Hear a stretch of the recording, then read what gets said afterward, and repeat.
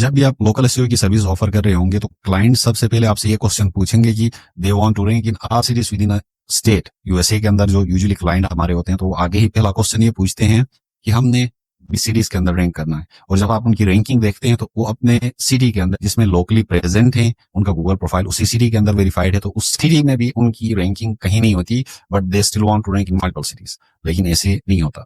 The first thing you have to do is आपको उनको बताना होता है कि you have to rank in your city before expanding service to the other cities. वो समझ जाते हैं। अगर आप क्लाइंट को मल्टीपल लोकेशंस की तरफ लेके जाते हैं तो यूजुअली होता है कि वो एक स्टेट के अंदर सारी सिटीज में सर्विसेज नहीं दे रहे होते हैं। लेकिन जब आप स्ट्रेटेजी ऐसी क्रिएट करते हैं कि उसका लोकेशन एक पूरे स्टेट में रैंक होता है, तो जब क्लाइंट को ऐसे लोकेशन से कॉलें आएंगी और लीड्स आएंगी जहां पे वो सर्विस ऑफर नहीं करता है, तो ये उसके लिए बर्डन बन जाता है। वो उसके प्रोसेस को स्लो डाउन करता है। Instead of focusing on the right lead, वो ऑलरेडी अपना एक जो एसेट है, इन्वेस्टमेंट है, उसको रॉन्ग ऑडियंस सिलेक्शन में इन्वेस्ट कर चुका होता है। तो अगर पहले से ही आपको पता हो इस चीज का, क्लाइंट के लिए आ जाता है, उसको आप ये सारी चीजें बता देते हैं, तो उसका नुकसान कम होता है और रिजल्ट अच्छे